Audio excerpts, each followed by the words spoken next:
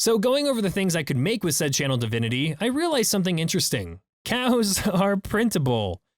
Welcome to the Twisted Pint Tavern. Today, well, we're officially at 1,000 subscribers. So thank you very, very much to everyone who stopped by and helped us reach such an important milestone. The next round, once again, is on us. Today, we're looking at some of our Discord story submissions, so be sure to join with the link in the description if you want to be a part of a future video. So our story began in the city of Valkyrie, with a rogue elf, a human cleric, and a dragonborn barbarian. Worshipping Talos, our cleric wanted to spread the good word of Talos by building churches and blessing things for the people of Valkyrie. The DM would always make him roll for his blessings, causing a bunch of mischief. Our dragonborn was always causing trouble in the streets, either by brute force or intimidation, and as for our rogue, she wanted nothing but precious gems, gold, and anything of value or rarity. She also suffered from something that would cause her to act strangely, hiding under carts to attack at the ankles of townsfolk and disengaging combat to chase forest critters. In this particular event, the DM took us to a royal funeral. The trio needed to make nice with the noble family to gain access to the king's royal armory. As the guests in the trio mingle, the cleric is trying to spread his gospel, the rogue would be pickpocketing and hiding under various tables,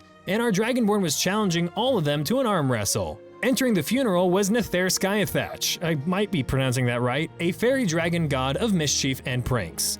As the trio made their way to give condolences at the casket, Nether knocked over the casket down the grand staircase to the ceremonious fire pit. The trio immediately freaked out and began to rush after the casket. Our dragonborn would then reach into the fire with bated breath.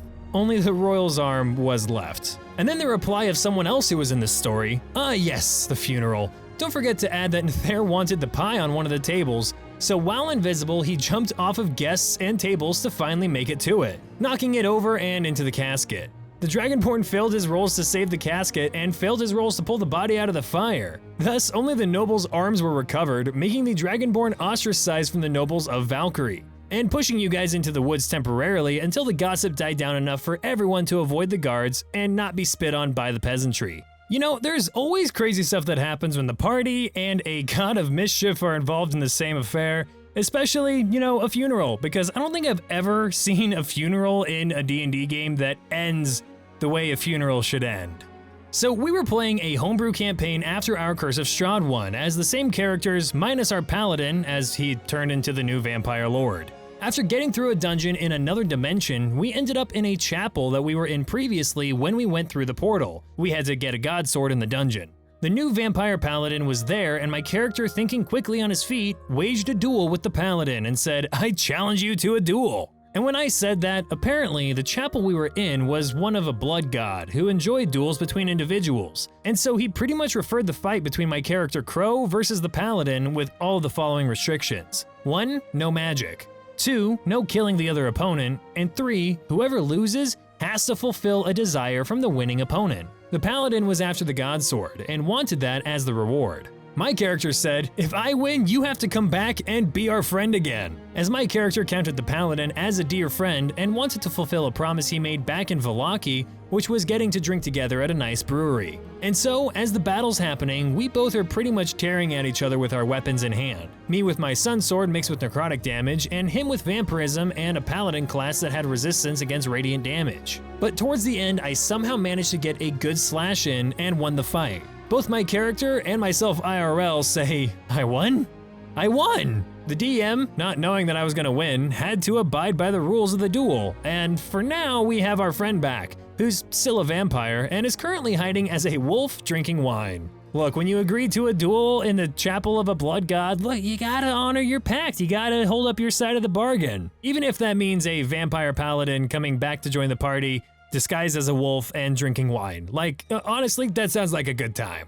Hey you, the one sitting in that chair, or whatever you're sitting in, do you want exclusive access to some of the Twisted Pint Tavern's homebrew content? We're going to be launching our Patreon soon. There will be homebrew packs for Patreon members, as well as free packs and other homebrew pieces for everyone. With this platform, you'll be able to support us, and when you do, you even get a shiny roll back in the Twisted Pint Tavern Discord server. Stay tuned for the launch announcement in a future video and a teaser on the first free pack. I have a great escape story. During this campaign, I was playing a level 3 Eladrin elf rogue named Yenorin. I think it's Yenorin. The session was only me and the DM, because I was busy during 2 of the sessions and the DM worked with me having Yin do something else during that time period. I was doing some recon trying to find another way to get into a cave system and try to see if what we were looking for was even there. I'd found another entrance guarded by a goblin. I kidnapped the goblin to question it, which didn't work, followed by killing it. I then snuck in. The cave had a lot of crates in it and a river running into it. Using the huge amount of crates as cover to hide, I managed to sneak in a good deal. The cave had a lot of goblins and hobgoblins. I learned that there was indeed another way in, and that what we were looking for was indeed there as well. When trying to escape, the entrance was blocked by a goblin and a hobgoblin. I had the brilliant idea to light the stack of crates closest to the entrance and snuck to the opposite side of the stack. I rolled low on stealth this time, and a goblin found me. I used my movement, my dash action, and a dash bonus action for a total of 90 feet of movement, making it to the river for the next turn. The goblins and hobgoblins were trying to get to me. I swam down the river, out of the cave, just trying to escape. The goblins tried to shoot me with only one of them hitting me. I managed to get out and escape before drowning and getting shot more. I honestly love one-on-one sessions between the DM and a player. They're a lot of fun, and people I don't think do them as much, because you can lead to fun situations like this where the best bet isn't combat, it's to get the heck out of there. I'm currently playing a Forge Cleric Paladin multi-class, and at one point wanted to use the Channel Divinity. For those of you who don't know, the Forge Cleric's Channel Divinity lets them make something, like literally make something. So going over the things I could make with said Channel Divinity, I realized something interesting. Cows are printable. That's a sentence. The requirements for the Forged Divinity are as follows. Must be a non-magical item worth 100 gold pieces or less, and it has to have metal components, of which, well, cows have a lot more metal than you'd think, and since they're on the trade goods table listed at the price of 25 gold pieces, it would stand to reason it should work, right? Well, during our rest, I show the party what I want to print with the Channel Divinity, and we're playing on a virtual tabletop, and everyone bursts out laughing, and the DM tells me, no, I cannot print a real living cow. Okay, fine, it's silly, whatever. Otherwise, I found a few cow-related memes and posted it into our server, and some silly thought shenanigans involving using cows to spread diseases and defeating a meteor with a 50-foot tower of cows. Again, the sentences in this one are ones I never thought that I would be saying. Well, later after a character betrays us, I messaged the DM, hey, how much would a brazen bull cost? No response, so I mentioned it during our session, to which the DM said, Mayu, you're banned from cows. From that point forward, I'm not allowed to conjure animals to get cows, play minotaurs, or even more prudently, find steed can't be a cow, despite that being in the rules 100%. And now, it's just a joke amongst our group, so we're having fun with it. That is a very cow-focused Forge Cleric, and you know what? I'm all for it. A Forge Cleric with the holy symbol of this bronze bull head on his chest plate, and all he wants to do, his life goal, is to find a way to create a cow, to play God in that way. Yeah, I love it.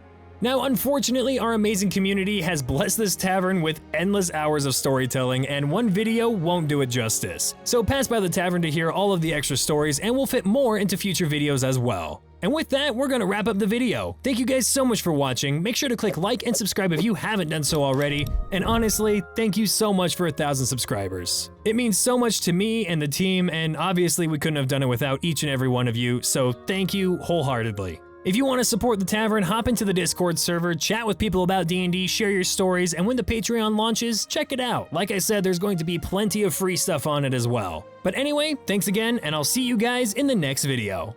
Okay, yeah, no, video's done. Where are we gonna fit 1,000 chairs? We cannot put 1,000 chairs in the tavern. We're gonna have to do some serious expansion.